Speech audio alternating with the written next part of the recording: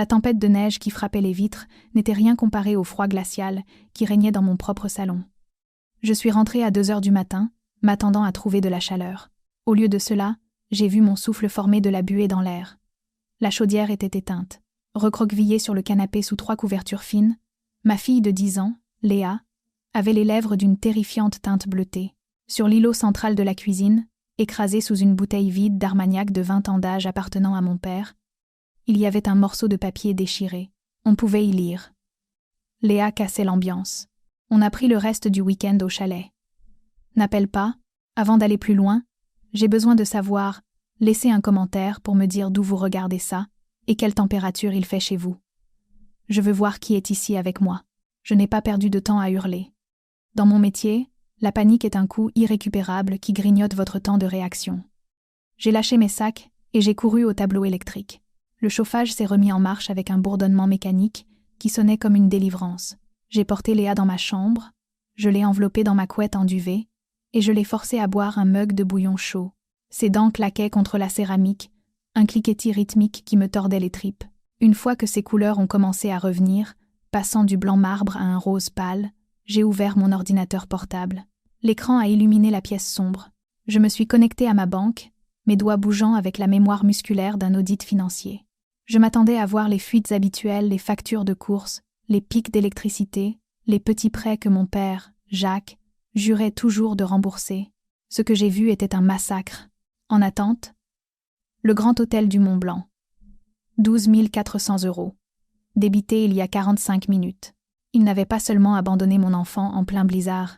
Ils avaient volé ma carte de crédit d'urgence, celle réservée aux évacuations médicales, pour réserver la suite VIP dans un resort qui coûte plus cher la nuit que ce que la plupart des gens gagnent en un mois. Je fixais les chiffres lumineux. Une fille normale se serait sentie trahie. Moi, je me sentais juste stupide. Comment avais-je pu laisser la situation pourrir à ce point? Ce n'était pas une invasion soudaine. La toxicité ne défonce pas la porte d'entrée. Elle se fait faire un double des clés parce qu'elle a oublié les siennes. Ça a commencé il y a 3 ans, quand je les ai laissés emménager fois juste le temps que papa se remette sur pied. Puis c'était payer les courses, parce que c'était moi qui avais le gros salaire de cadre. Puis c'est devenu ma sœur Chloé qui avait besoin d'une voiture parce que fois les transports en commun, c'est pas sûr. J'avais normalisé l'exploitation. J'avais traité leur comportement parasitaire comme un coût opérationnel fixe, une taxe que je devais payer pour avoir une famille. Je me disais que j'étais la responsable, le soutien de famille. Mais en regardant ma fille frissonner et ce débit à 5 chiffres, j'ai réalisé la vérité. Et l'infection avait finalement essayé de tuer l'organe qui la nourrissait. Mon doigt a plané sur le pavé tactile. Je ne les ai pas appelés. Je n'ai pas envoyé de SMS à Chloé pour lui demander pourquoi. Engager la conversation, c'était leur donner l'oxygène de mon attention. Au lieu de cela, j'ai cliqué sur le bouton « contestèrent la transaction ». Motif, vol, fraude. J'ai appuyé sur « Entrée ». L'écran a clignoté, carte bloquée, investigation initiée. Ensuite, j'ai ouvert l'application domotique de la maison. Je suis allée dans les permissions utilisateurs. Jacques, Catherine, Chloé. Un par un, j'ai sélectionné leur profil. Je n'ai pas juste révoqué l'accès. J'ai supprimé les données entièrement. En bas, le verrou électronique de la porte d'entrée a vrombi. Les lourds pênes en acier se sont mis en place avec un bruit sourd et définitif. C'était le son le plus fort que j'ai jamais entendu. Ça sonnait comme la fermeture d'un coffre-fort. J'ai regardé Léa, enfin endormie, la chaleur revenant sur ses joues. Le périmètre était sécurisé. Maintenant, je devais m'assurer que l'ennemi ne pourrait plus jamais franchir les murs. Je n'ai pas appelé ma meilleure amie. Je n'ai pas appelé de psy. L'empathie était un luxe que je ne pouvais pas me permettre. J'avais besoin de munitions. J'ai fait défiler les contacts qui m'offriraient du vin et de la sympathie, et je me suis arrêtée sur le seul nom qui pouvait m'offrir un verdict. Le juge Leclerc. Il vivait 2 maisons plus loin, un juge aux affaires familiales, à la retraite qui traitait sa pelouse comme un tribunal, et ses voisins comme des accusés. Il avait 65 ans. Il était terrifiant. Et c'était exactement ce qu'il me fallait. Je l'ai appelé à 3 heures du matin. Il a répondu à la première sonnerie, la voix faite de gravier et de fer. Je lui ai donné les faits. Pas d'émotion, juste le rapport de situation. Enfant mineur abandonné. Conditions de blizzard. Pas de chauffage. Parents injoignables. 5 minutes plus tard, des phares ont traversé la neige tourbillonnante dans mon allée. Leclerc a marché lourdement sur mon porche dans un épais manteau de laine, ressemblant moins à un voisin qu'à la colère de Dieu. Il ne m'a pas serré dans ses bras. Il ne m'a pas demandé comment je me sentais.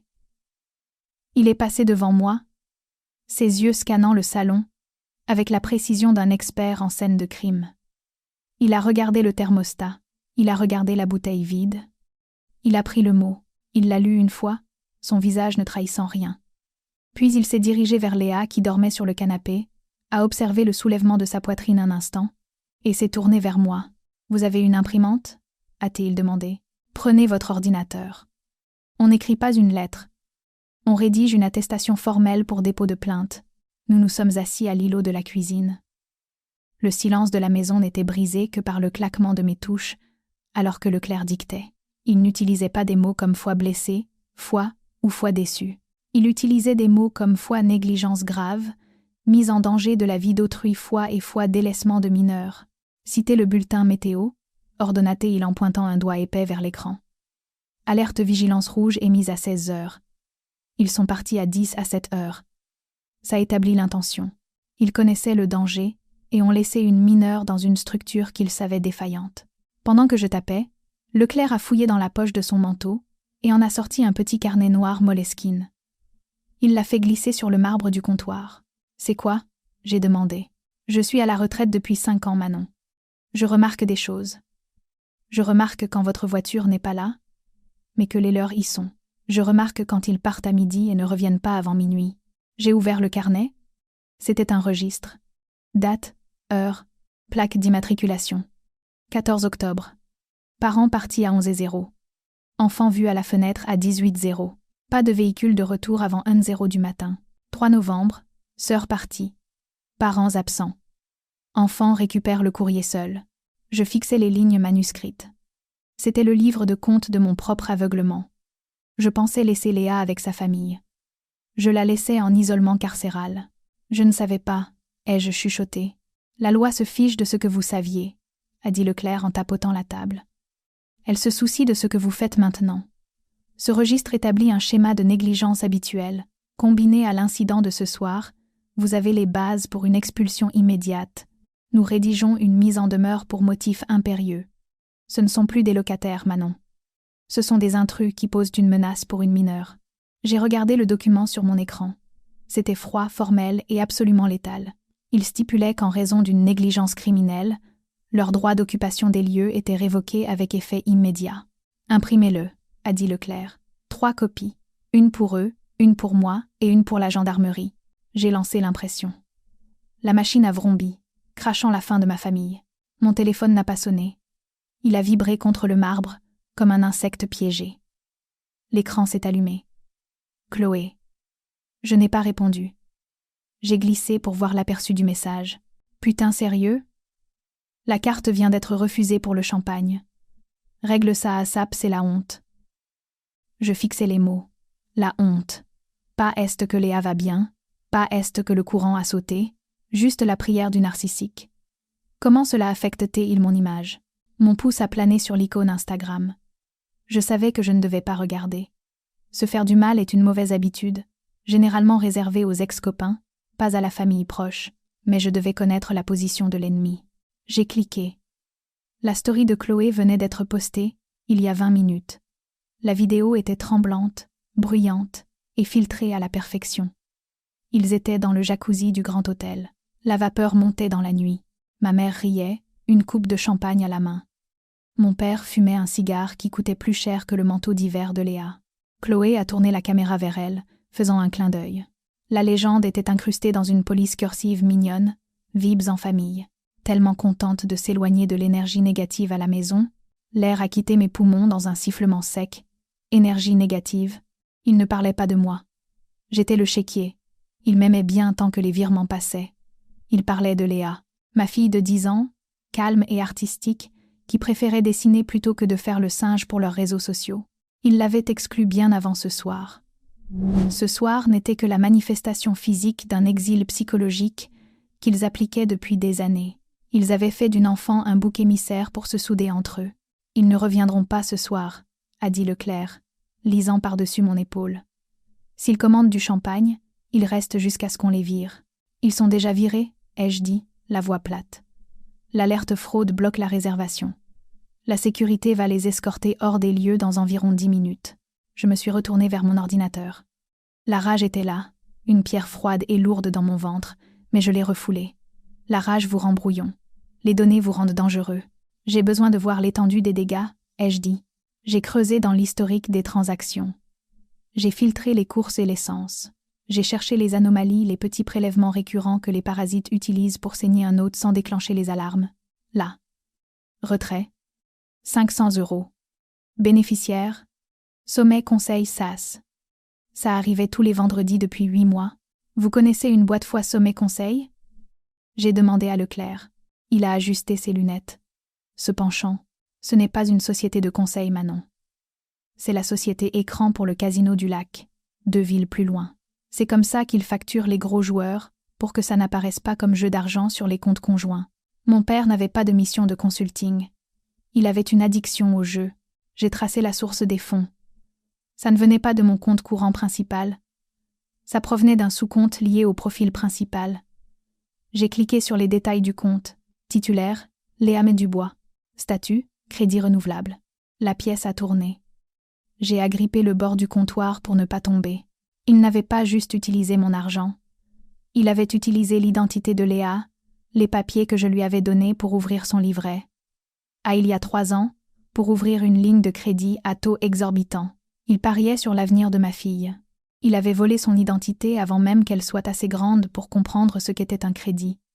Le voyage au ski n'était pas des vacances en famille. C'était une couverture. Il avait besoin d'être près des tables de poker de l'hôtel pour essayer de regagner ce qu'il avait perdu avant que je ne remarque le trou dans les comptes. « C'est un crime », a dit Leclerc doucement. Sa voix n'avait plus son tonnerre habituel. Maintenant, elle sonnait comme une sentence de mort. Usurpation d'identité sur mineur. Escroquerie, ça entraîne de la prison ferme. J'ai regardé la forme endormie de ma fille sur le canapé. Ils ne l'avaient pas seulement abandonnée dans le froid. Ils avaient hypothéqué sa vie pour payer leurs vices. On a besoin d'une autre plainte, ai-je dit. Je n'ai pas attendu que le soleil fasse fondre la neige. Le lendemain matin, quand les routes ont été dégagées, j'étais déjà habillée. Je portais mon tailleur anthracite, une armure de laine et de soie. J'avais un café dans une main et la pile de documents légaux dans l'autre. À 10 heures, un SUV noir s'est arrêté devant le portail. J'ai regardé depuis la fenêtre du salon mon père taper le code sur le pavé numérique. Rien ne s'est passé. Il a réessayé, frappant les boutons plus fort. Puis il est sorti, a donné un coup de pied dans le portail en métal et est remonté. Ils ont dû se garer dans la rue. Je les ai regardés remonter péniblement la longue allée verglacée. Ils avaient l'air d'avoir la gueule de bois et d'être misérables. Ma mère tremblait dans un manteau qui n'était pas fait pour marcher, et Chloé galérait avec son sac Louis Vuitton dans la neige. Ils ont atteint le porche et ont commencé à marteler la porte. Je ne me suis pas précipitée. J'ai bu une gorgée de café. J'ai regardé ma montre, puis j'ai déverrouillé le pêne et j'ai ouvert la porte en grand.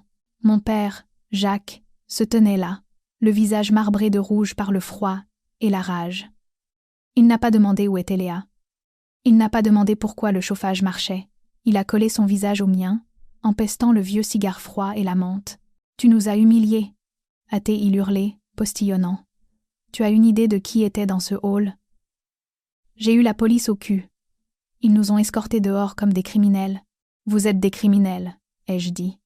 Ma voix était calme, presque ennuyée. La fraude à la carte bancaire est un crime. L'abandon d'enfants est un délit. L'usurpation d'identité est un crime. Usurpation d'identité ? A ricané Chloé derrière lui, lâchant son sac. Putain, t'es tellement dramatique. On a emprunté une ligne de crédit. Papa allait rembourser après avoir gagné gros aux tables. T'as tout gâché. J'ai gâché votre crime, ai-je corrigé. Et la gendarmerie est en route aussi. Vous avez 10 minutes pour prendre vos affaires essentielles et partir. Les yeux de Jacques ont exorbité. Il a essayé de me pousser pour entrer dans le vestibule. C'est ma maison. Je vis ici. Tu peux pas juste. Je ne ferai pas ça, Jacques. Le juge Leclerc a émergé de l'ombre du couloir. Il portait son ancienne robe de magistrat par-dessus ses vêtements, une pièce de théâtre qui a stoppé mon père net. J'ai déjà signé le constat, a dit Leclerc, sa voix profonde et résonnante. J'ai été témoin de l'état de l'enfant. J'ai vu la note. et j'ai passé en revue les dossiers financiers concernant le vol d'identité. Mon père s'est arrêté. Il m'a regardé, puis le juge, et pendant une seconde, je l'ai vu la blessure narcissique. Ce n'était pas de la culpabilité. Ce n'était pas de la honte. C'était une rage pure et aveuglante d'avoir perdu le contrôle. Il n'était pas en colère d'avoir blessé sa petite fille. Il était en colère que son distributeur de billets ait développé un système de sécurité. Il était furieux que le récit qu'il avait construit, qu'il était le patriarche, et que j'étais juste la fille qui payait les factures, venait d'être brisé devant un témoin. Espèce de sorcière ingrate, hâtée il sifflait, la voix basse et venimeuse. Après tout ce que j'ai fait pour toi, je t'ai laissé vivre ici. J'ai aidé à élever cette gamine. Tu ne l'as pas élevée, ai-je dit. Tu as utilisé son nom pour jouer au casino. Tu l'as laissé geler pour pouvoir boire du champagne. Tu es un parasite, Jacques, et l'autre est en train de mourir. J'ai levé mon téléphone.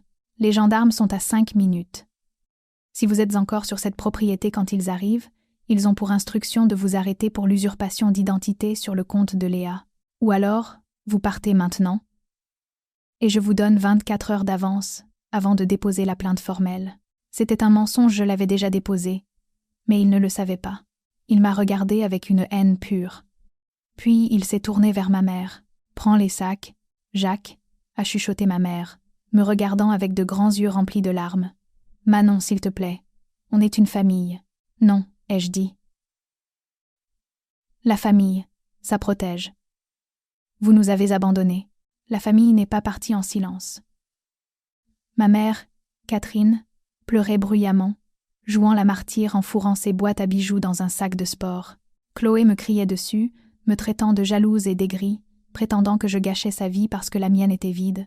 Jacques tempêtait partout, jetant des objets, donnant des coups de pied dans les meubles, essayant d'infliger autant de dégâts que possible dans sa fenêtre de 10 minutes. Je suis restée près de la porte d'entrée, impassible, regardant le minuteur sur mon téléphone décompté. Le juge Leclerc montait la garde près de la cuisine, sentinelle silencieuse. À la 9e minute, ils étaient à la porte. Jacques s'est arrêté devant moi une dernière fois. Il s'est penché tout près. Sa voix n'était plus qu'un grognement. « Tu crois que tu as gagné ? Tu vas être seule, Manon. Personne ne veut d'une femme qui détruit sa propre famille. Je ne la détruis pas, ai-je dit. Je coupe la gangrène pour que le reste d'entre nous puisse survivre. » Il a craché sur le sol à mes pieds et est sorti dans le froid. Je les ai regardés charger leur SUV. Je les ai regardés descendre la longue allée verglacée. J'ai regardé les feux arrière disparaître au tournant. Puis, j'ai fermé la lourde porte en chaîne. J'ai tourné le verrou. Clic. J'ai mis la chaîne de sécurité. Clac. Le silence qui a suivi était profond. Il n'était pas vide. Il était lourd, comme un poids physique qui se soulevait des fondations de la maison. Léa se tenait dans le couloir, serrant son carnet de croquis contre sa poitrine. Ses yeux étaient grands ouverts, absorbant la scène, le crachat sur le sol, le juge dans la cuisine, le calme soudain. « Ils vont revenir ?» a-t-elle demandé, d'une petite voix. Je suis allée vers elle et je me suis agenouillée pour être à sa hauteur. Je n'ai pas édulcoré la vérité. Je n'ai pas menti. Non, ai-je dit. Ils ne reviendront pas. J'ai pris ses mains dans les miennes. Elles étaient chaudes maintenant. J'ai brisé le cycle aujourd'hui, Léa. Tu n'es pas un fardeau, tu n'es pas de l'énergie négative. Tu es la seule chose dans cette maison qui compte. On ne garde pas les gens qui nous font du mal, même s'ils partagent notre sang. À partir de maintenant, c'est juste nous, et ça va être paisible. Elle m'a regardé un long moment, cherchant sur mon visage le moindre signe de doute. N'en trouvant aucun, elle a lâché son carnet et a enroulé ses bras autour de mon cou. Je l'ai serré fort, sentant son petit cœur battre contre le mien. Plus tard ce soir-là, nous avons nettoyé le salon ensemble. Nous avons jeté la bouteille d'Armagnac vide. Nous avons emballé le bordel de maquillage de Chloé dans un sac poubelle et l'avons mis sur le trottoir. Nous avons allumé un feu dans la cheminée, un vrai cette fois, et fait du pop-corn. Nous nous sommes assises sur le canapé sous une couverture, regardant un film, en sécurité, au chaud et seul. Dehors, la neige recommençait à tomber, recouvrant les traces de pneus dans l'allée, effaçant la preuve qu'ils avaient jamais été là. J'ai choisi ma fille plutôt que mes parents.